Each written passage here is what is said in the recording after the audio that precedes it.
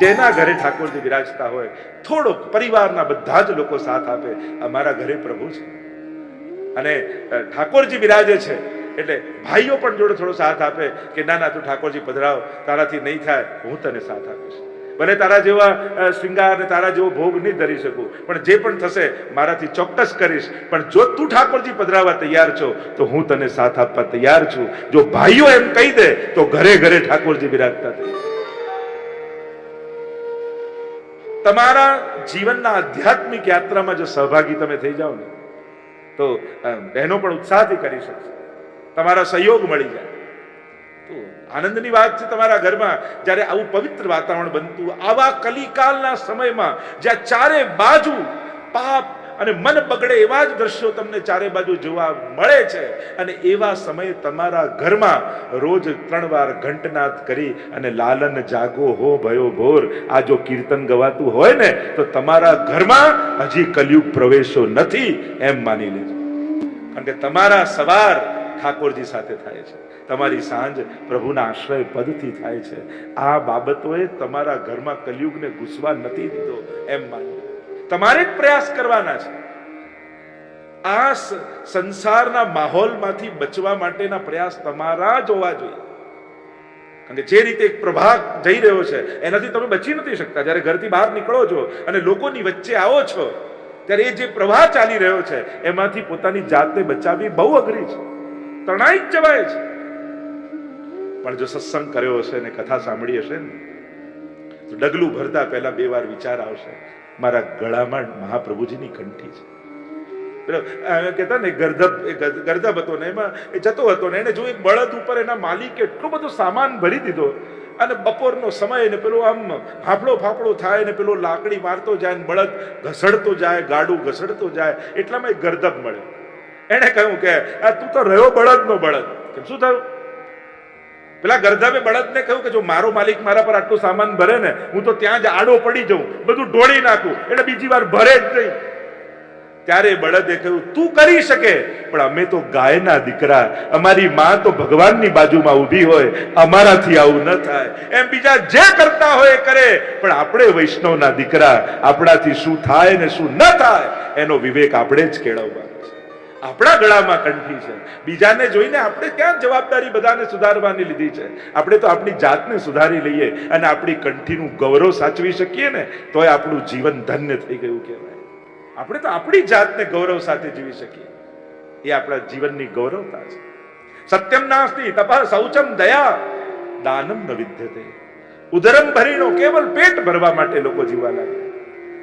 અને મોટા મોટા પદ ઉપર બેસેલા અને સમર્થ વ્યક્તિઓની સોચ જ્યારે નાની થવા લાગે ત્યારે સમાજને બહુ મોટું નુકસાન થાય છે. મેં તો ઘણા શેઠાણીઓને એવા જોયા છે કે એના ઘરમાં કામ કરવા આવતા બહેન પણ જો નવો સાલનો પહેરીને આવે ને તો એનો જીવ બળી જાય. એવા લોકોને જોયા છે. માણસ પોતાનાથી વધારે સુખી લોકોને જોઈને ઈર્ષા કરે તો બરાબર છે, પણ એને શું કે આ સાડી આ ક્યાંથી લાવી, એને એની ઈર્ષા થઈ જાય. એવા મન નાના. અને માણસનું મન જ્યારે નાનું થઈ જાય ને પછી એ ગમે તેટલો સુખી થાય, ગમે તેટલા મોટા પદ અને સામર્થ્ય મળે, પણ એ ક્યારે સુખી ન થઈ શકે. એના સંજોગો સુખી થાય, પોતે સુખી ન થઈ શકે, કારણ કે એનું મન એને ક્યારે આનંદમાં રહેવા જ નથી. દયા દાનમ ન વિદ્યતે ઉદરમ ભરીનો જીવા. તું આપણા જીવનનું લગ પેટ ભરવું જ છે. દુનિયામાં કંઈક એવું કરી જાઓ. હું તો ઘણી વાર કહું લઈ જવાની વ્યવસ્થા નથી, પણ દુનિયામાં કંઈક એવું મૂકી તો જાઓ કે જેથી આવતી પેઢીઓ તમને યાદ કરતી રહે, કંઈક આવતી પેઢીઓને પ્રેરણા મળતી રહે, કંઈક આવતી પેઢીઓનું ઉત્થાન થાય. કારણ કે હવે આંખો કાઢીને કહેવા જશો ને તો કોઈ નહીં સાંભળે. હવે તો આંખમાંથી આંસુ પાડીને કહેશો ને તો જ લોકો તમારી વાતને ઉપાડશે. હવે વળીને કે પહેલાના સમયમાં તો દરેક વાત સોટી વાગે સમસમ ને વિદ્યા આવે ધમ ને બધી વાતમાં મારે. સ્કૂલમાં માર ખાઈને આવો તો ઘરે બીજી 2 પડે કે માર ખાઈને કેમ આવ્યો. સાયકલ માંથી પડો ને તો બીજી ઘરે 2 પડે કે આ પડ્યો કેમ. પહેલા તો દરેક વાતમાં મારીને જ શીખવાડતા, વળીને જ શીખવાડતા. પણ હવે સમય બદલાયો છે. હવે તમે આંખ કાઢીને કહેશો તો કોઈ નહીં સાંભળે, પણ આંખમાંથી આંસુ પાડીને કહેશો ને તો તમારા બધા જ લોકો વાતો ઝીલી લેશે. હવે લાગણીનો સમય છે. જો કોરોના પહેલા માણસને ખોલવાની ચાવી એની બુદ્ધિમાં હતી કે એની બુદ્ધિને પ્રભાવિત કરો એટલો એ તમને સરેન્ડર થઈ જાય. કોરોના પછી હવે લોક દિલમાં આવી ગયું છે. હવે દિલમાંથી પ્રવેશ થાય, એની ચાવી દિલમાં આવે. લોકો વધારે ઇમોશનલ થઈ ગયા છે. એ કોઈએ પેલું હથોડાથી જયારે તાળાને તોડતા હતા ત્યારે કોઈએ પૂછ્યું કે આ હથોડીથી આટલી જોર જોરથી માળવું પડે છે અને આટલી નાનકડી ચાવી સહેજમાં તાળું ખોલી દે છે, તો ફરક કેમ, આવું કેમ? ત્યારે પેલા એ કહ્યું કે હથોડી બહારથી મારે છે અને ચાવી તાળાના દિલમાં જઈને ઘૂસી જાય છે અને પછી સહજમાં ખુલી જાય છે. એમ કોઈને ખોલવા હોય ને તો સૌથી પહેલા એના દિલમાં પ્રવેશ કરો, એ સહજમાં ખુલી જશે. પણ ઉપરથી ખોલવા જશો ને તો કેટલાય હથોડા મારશો, તાળું તૂટી જશે પણ ખુલશે નહીં. અને ઘણી વાર એવું જ થાય છે, આપણા આગ્રહો તાળાઓને તોડી નાખે છે પણ એને ખોલી નથી શકતા. સ્વજનોના દિલના તાળાઓ ઘણી વાર તોડી નાખીએ છીએ આપણા આગ્રહ અને અઠાગ્રહમાં, પણ એમનું દિલ ખોલીને વાત નથી કરતા. દિલ ખોલ લેતે અપના યારોं के साथ तो आज खोलना न पड़ता औजारों के साथ. પોતાના સ્વજનો આગળ ખોલી લીધું હોત તો કદાચ બાયપાસમાં સ્ટ્રેચર પર ડોક્ટરે ન ખોલવું પડ્યું હોત. પણ અઘરું છે. માણસ ઘણી વાર અત્યારે લોકો આ મોઢું ફૂલાઈને ઘરમાં ફરે પણ કહે નહીં કે શું તકલીફ છે, અને પાછા દુઃખી થઈને મને કોઈ સમજી શકતું નથી. પણ આવો અઘરો થાય છે કેમ કે સમજાય નહીં. આમ ઉકેલ માંગતા કોયડાની જેમ જ ફરતા હોય આખો દિવસ. અને એટલા માટે તમારા ઘરમાં કોઈ અંતર્યામી નથી. તમે કહેશો તો ખબર પડશે. બાકી તમે એમ વિચાર કરો કે આ બધા અંતર્યામી છે મારા દિલનું જાણી જાય. અને આ તો બહુ મોટી ઠાકોરજીની કૃપા છે કે આપણે બધા એકબીજાના દિલનું જાણી નથી જતા, નહીં તો આ કોઈ ભેગા રહે એમ નથી. આ તો પ્રભુની કૃપા છે. ઠાકોરજીની સૌથી મોટી કૃપા બે છે. એકબીજાના દિલની જાણી નથી જતા, અને સૌથી મોટી બીજી કૃપા ઠાકોરજીની કઈ કે ઠાકોરજીએ એવા આશીર્વાદ આપણને નથી આપ્યા કે તું જે ઈચ્છે એ પૂરું થશે. જો આવા આશીર્વાદ આપી દે કે તારી બધી ઈચ્છાઓ પૂરી થાય તો માણસને એના પતન માટે એનું મન જ કાપી છે. એને દુશ્મનની જરૂર જ ન પડે, એની ઈચ્છાઓ જ એનો સર્વનાશ કરી નાખે. આ તો બહુ મોટી કૃપા છે પ્રભુની કે તમારું માંગેલું આપતા નથી, પણ તમારું જેમાં ભલું હોય એ જ ઠાકોરજી આપે છે. ઠાકોરજી યોગ્ય સમય આપે છે અને તમારા માટે જે યોગ્ય હોય એ આપે છે. પ્રસંગમાં કહેતા ને કે ભગવાન શેરડી છોલતા હતા અને છોલતા છોલતા આંગળી કપાઈ અને આઠે પટરાણીઓ કપડું ગોતવા નીકળી કે શું બાંધવું, ને દ્રૌપદીએ ચીરી સાડી અને ઠાકોરજીની આંગળીમાં બાંધી દીધી. અને રાતના સમયે ઠાકોરજી બાંધેલી આંગળીના કપડાના એક એક તાતણા ગણે છે અને 999 એમ પ્રભુ બોલ્યા. રૂક્ષ્મણીજી બાજુમાં હતા અને હસ્યા. રૂક્ષ્મણીજી કે આ શું ગણો છો પ્રભુ? પ્રભુ કે તમને નહીં સમજાય. ઠાકોરજી ઈચ્છત તો બીજા જ દિવસે 999 સાડી લાવી દ્રૌપદીને ગિફ્ટ આપી શકત. પણ પ્રભુએ જ્યારે ચીર ખેંચાતા હતા યુદ્ધ ક્રીડામાં, બધા વડીલોના પગે પડતી હતી દ્રૌપદી, મારી લાજની રક્ષા કરો, અને મોટા મોટા મહારથીઓ પણ મસ્તક નમાવીને બેઠા હતા. ત્યારે મારો દ્વારિકાધીશ 999 ચીર દ્રૌપદીના પૂરે છે. જીવ માંગે ત્યારે ભગવાન નથી આપતો, જીવને જરૂર હોય છે ત્યારે ભગવાન આપે. જ્યારે દુનિયા અસમર્થ થઈ જાય ત્યારે ભગવાન પોતાના સામર્થ્યનું પ્રદર્શન કરે છે. નહીં તો બીજા દિવસે આપી દીધા હોત તો ઇતિહાસના પાનાઓમાં ન લખાયું હોત. એ ઇતિહાસના પાનામાં એટલા માટે લખાયું કે જ્યારે કોઈ મદદ કરવા તૈયાર નથી ત્યારે પરમાત્મા યોગ્ય સમયે એના ચીર ફેરવે છે. આ પ્રભુની કૃપા છે. સત્યમ નાસ્તિ તપઃ શૌચમ દયા દાનમ ન વિદ્યતે ઉદરમ ભરીણો જીવા વરાકા કૂટ ભાષિણ મંદા સુબંધ બતયો બંધ ભાગ્યા યુપત્રતા પાખંડી નિરતા સંતો વિરક્તા સ પરિગ્રહ. લોકો મંદ ભાગી થયા છે. જ્યોતિષના પણ જે સારા સારા યોગો છે હવે લોકોને સુખ નથી આપતા. પાખંડીઓ સંતોના વેશ પહેરીને ફરવા લાગ્યા છે. સમાજમાં વિચિત્રતા થઈ ગઈ. એટલે જ હવે કોઈ અપશબ્દ બોલતું બોલતું છેતરશે નહીં, શ્લોકો બોલતા બોલતા જ છેતરનારા આવશે. અને એટલે જ હવે વધારે સાવધાન રહેવાની જરૂર છે. બહુ ફાંફા મારવાની આ કલયુગમાં જરૂર જ નથી. તમને ત્યાં આય કરી લો, પેરું કરી લો, ફલાણું કરી લો. વધારે કરી લેવાથી કઈ બહુ વધી જવાનું તે જરૂર નથી. સરળ સિદ્ધાંત મહાપ્રભુજી આપ્યો છે. જે તમારા ગુરુજનો, જે તમારા આચાર્યો, જે તમારા સિદ્ધાંતો આપ્યા છે એને પકડી અને શાસ્ત્ર અનુકૂળ એ સિદ્ધાંતોને લઈને તમારી સાધના શરૂ કરી. બાકી આ આકર્ષણો ખેંચવા જશો ને, લાલચમાં અને ભય, આ બે જો ધર્મના કારણમાં અને પાયામાં બન્યા તો પછી તમે જ તમારી જાતને છેતરી લેશો. એક તો ધર્મના પાયામાં ભય ન હોવો જોઈએ. આ નહીં કરો તો આમ થઈ જશે, પેલું નહીં કરો તો આમ થઈ જશે.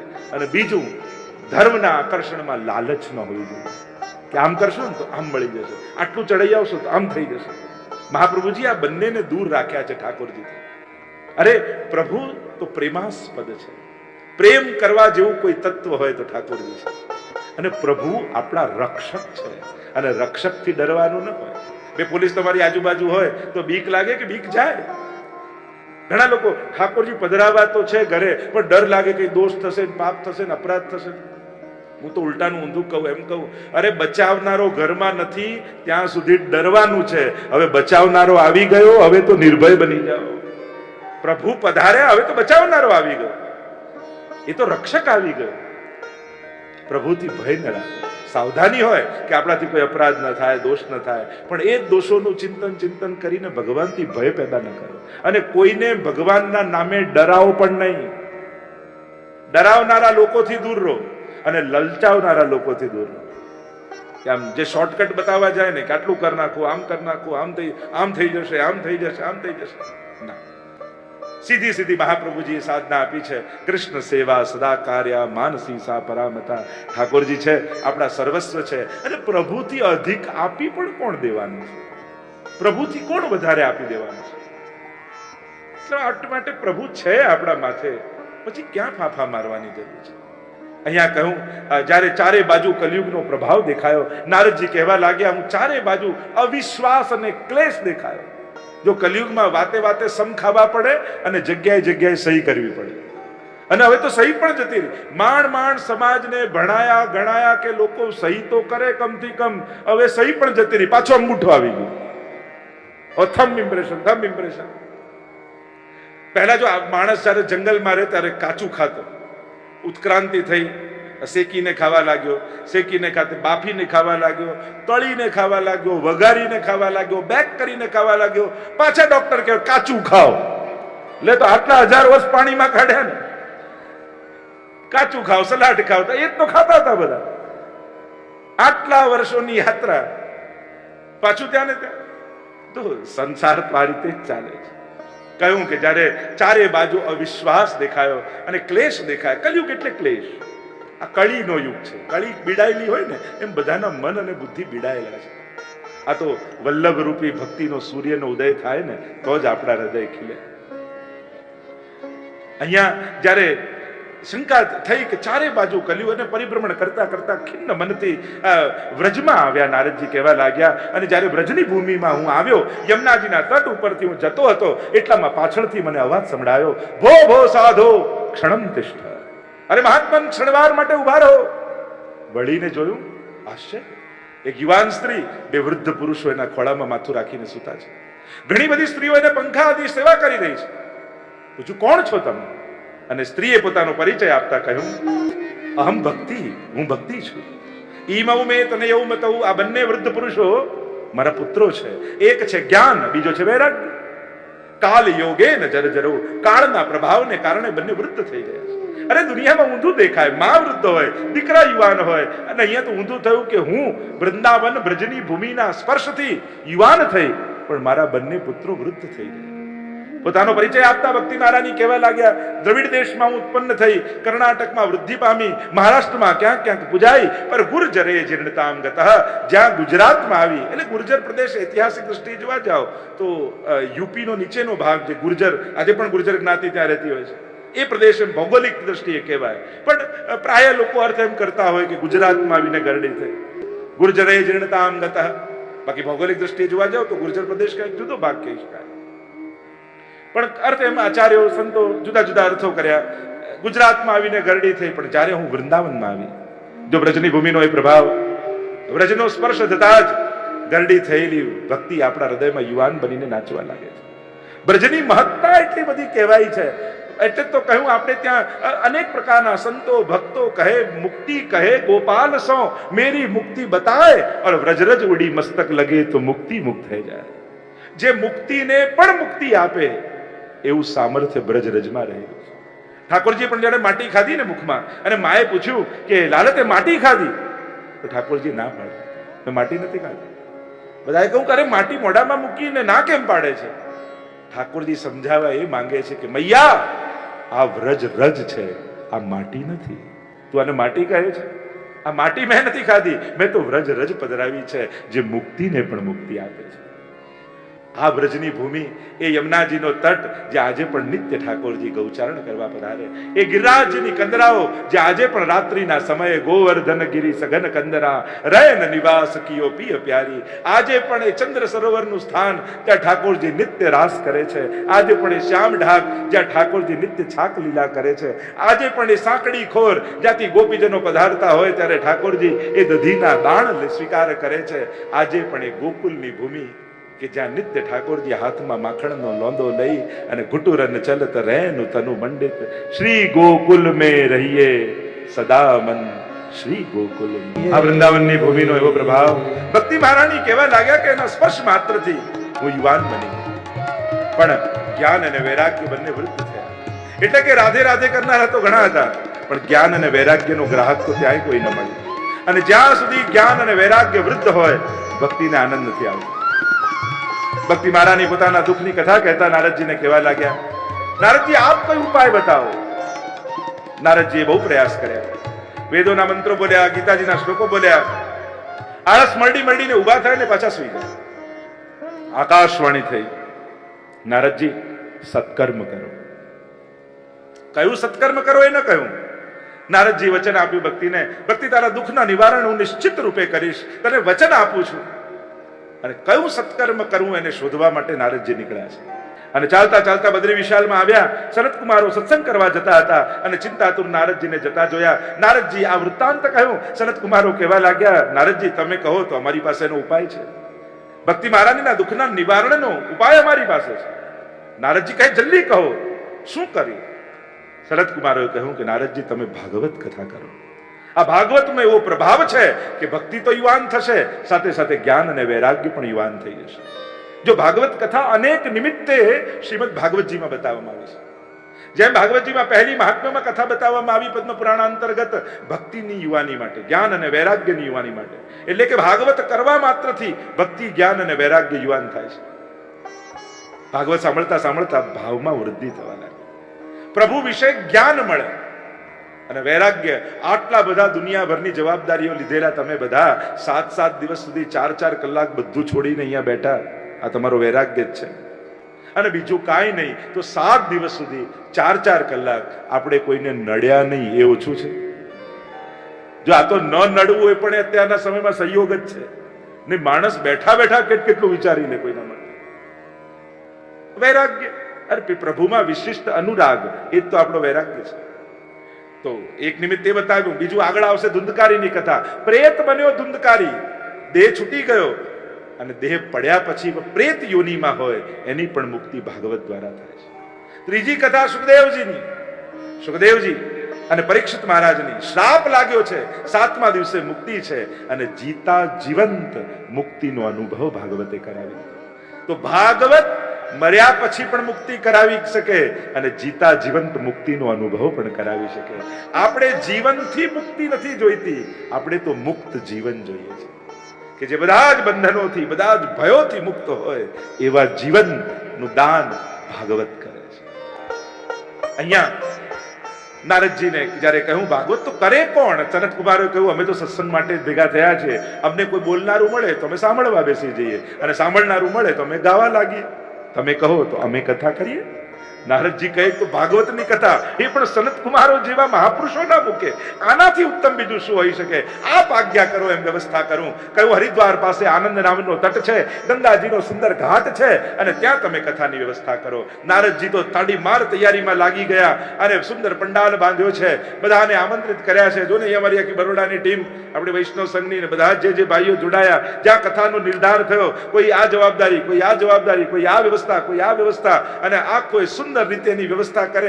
કથા સાંભળે કે ન સાંભળે, એની વ્યવસ્થામાં ભાગ લે ને એને મુક્તિ મળે, એવો ભાગવતનો પ્રભાવ છે. આપણે ત્યાં તો બધા જ આખી ટીમ જેમ એમ નારદજી બધી જ વ્યવસ્થા કરી છે. બધાને આમંત્રિત કર્યા. ઋષિ મુનિ દેવતા, નદીઓ, પર્વતો, તીર્થો, બધા મનુષ્ય આકાર લઈને કથા પંડાલમાં આવવા લાગ્યા. આખો પંડાલ ભરાઈ ગયો છે અને સનત કુમારો વિરાજમાન થઈને ભાગવતના મહાત્મ્યનું ગાન કરવા લાગ્યા. અને સનત કુમારો બોલ્યા, कहने लगे सनत कुमार सदा सेवन करो इस भागवत का. क्यों? क्योंकि इसके श्रवण मात्र से स्वयं भगवान भक्त के हृदय में आकर विराज जाते हैं. हरि चित्तम समाश्रय. ભગવાન પ્રવેશ કરે છે. ભાગવતના એક એક શબ્દો એ ભગવાનનું જ રૂપ છે અને કર્ણના માધ્યમથી પ્રવેશ કરી પરમાત્મા ભક્તના હૃદયમાં આવીને વિરાજી જાય છે. અને એમાં તો આખી ભાગવત નહીં તો અડધી નહીં તો એક દિવસ નહીં તો એક અધ્યાય નહીં તો એક શ્લોક ની તો અડધો શ્લોક પણ સાંભળી લે તો રાજસુ અશ્વમેધ યોહો, એને રાજસુ અને અશ્વમેઘ યજ્ઞના ફલ મળે છે. અને એમાં પણ જો કોઈ અંતકાલે તું શ્રૂયતે, અંતકાળમાં કોઈ સાંભળી તો સ્વયં ભગવાન એને લેવા માટે આવે છે. એમ ભાગવતનું મહાત્મ્ય કહ્યું છે કે પોતાના જીવનના અંતિમ સમયમાં કોઈ ભાગવતને સાંભળે છે તો પરમાત્મા પોતે એને લેવા માટે પધારતા હોય છે. એવું ભાગવતનું મહાત્મ્ય વર્ણન કરી રહ્યા હતા. અને જ્યાં હજી તો ભાગવતનું મહાત્મ્ય ગાય છે, કથાએ શરૂ નથી કરી, એટલામાં એક આશ્ચર્ય સભામાં થયું. અને સભામાં આશ્ચર્ય થયું. એક યુવાન સ્ત્રી યુવાન બે પુરુષોની સાથે પ્રગટ થઈ ગઈ અને મંત્રનું ગાન કરવા લાગી. શ્રી કૃષ્ણ ગોવિંદ હરે મુરારી, હે નાથ નારાયણ વાસુદેવ. ચારે બાજુ ધ્વનિ ગુંજવા લાગ્યો. આશ્ચર્ય, બધા અંદર વાતો કરવા લાગ્યા. આ સ્ત્રી કોણ? આ બંને પુરુષો કોણ? નારદજીએ કહ્યું, અરે આ બીજું કોઈ નથી, આ તો ભાગવતના અર્થોમાંથી પ્રગટેલા ભક્તિ મહારાની છે. બંને યુવાન પુત્રોની સાથે કથા પંડાલમાં પ્રગટ થઈ ગયા છે. આ ભાગવતનો પ્રભાવ. વૃદ્ધ થયેલા જ્ઞાન અને વૈરાગ્ય યુવાન થયા. ત્રણે પ્રશ્ન કરવા લાગ્યા. આખો પંડાલ ભરાયેલો છે, બતાવો નારદજી, અમે ક્યાં બેસી? નારદજીએ કહ્યું, તમારા બેસવાની મેં જગ્યા શોધી લીધી છે. ક્યાં? બતાવો તો સહી, અમે ત્યાં જઈને બેસી જઈએ. નારદજી કહે, આ જેટલા લોકો કથા સાંભળવા આવ્યા છે એ ભક્તિ મહારાની જ્ઞાન અને વૈરાગ્યની સાથે આ બધા શ્રોતાઓના હૃદયમાં જઈને આ બિરાજમાન થયા અને આશીર્વાદ આપ્યા છે નારદજીએ. આજે પણ જ્યાં કથા થાય ત્યાં ભક્તિ મહારાની જ્ઞાન અને વૈરાગ્યની સાથે શ્રોતાઓના હૃદયમાં જઈને બિરાજમાન થઈ જાય. સકલ ભુવન મધ્યે નિર્ધનાસ્તેપી ધન્યા. કહ્યું કે આ ભક્તિ ધન્ય છે જેની ડોરથી બંધાઈ વૈકુંઠમાં વિરાજતો પરમાત્મા નિષ્કંચન ગરીબ ભક્તોના ઝૂંપડામાં આવીને નિવાસ કરી લે છે. આ તાકાત ભક્તિની ડોરની છે. અને સ્વયં પરમાત્મા પ્રગટ થયા. ચારે બાજુ દુંદુભીઓના નાદ સંભળાવા લાગ્યા, જય ઘોષ થવા લાગ્યા. પાર્ષદોની સાથે પરમાત્મા આવ્યા અને પરમાત્માએ વચન આપ્યું, હવે જ્યાં જ્યાં ભાગવત કથા થશે હું વચન આપું છું, હું ચોક્કસથી એ કથામાં બિરાજમાન થઈશ. એટલે આપણે ત્યાં કહેવાય, જ્યાં રામાયણ હોય ત્યાં હનુમાનજી આવે, જ્યાં મહાભારત થાય ત્યાં અશ્વત્થામા આવે, પણ જ્યાં ભાગવત થાય ત્યાં ભગવાન પોતે પધારતા હોય છે. જ્યાં જ્યાં ભાગવત કથા થાય. એટલે જ તમારા ઘરે બિરાજતા ઠાકોરજી છે ને, તમે ભાગવત સાંભળવા નીકળો ને તો એમ ના સમજતા કે તમે મંદિરમાં એમને પોઢાવીને આવ્યા છો. એ સુએ એવો છે નહીં, એ તો તમારી પાછળ પાછળ ચાલવા લાગે છે. સ્વયં મહાત્મ્યમાં કહ્યું, યત્ર યત્ર ચતુર્વક્ત્ર શ્રીમદ ભાગવતમ ભવેત ગચ્છામિ તત્ર તત્રાહમ ગૌર યથા સુતવત્સલા. એ તમારી પાછળ પાછળ આવે. એ ગાય પોતાના વાછરડાને ચાટતી ચાટતી જેમ પાછળ આવે ને એ રીતે આવે અને તમારા ખોળામાં બેસી અને ભાગવતને સાંભળે છે. આવો ભાવ ભાગવતનો બતાવ્યો. પ્રશ્ન કર્યો કે આ ભક્તિ મહારાજના દુઃખનું નિવારણ તો ભાગવતે કર્યું, પણ કોઈ પાપીનો ઉદ્ધાર કરી શકે ભાગવત? એવું સામર્થ્ય ખરું? કહ્યું કે હા, દુનિયામાં પવિત્ર કરનારા સાધનોમાંથી પણ જે પવિત્ર કરનારું છે એ શ્રીમદ ભાગવત છે.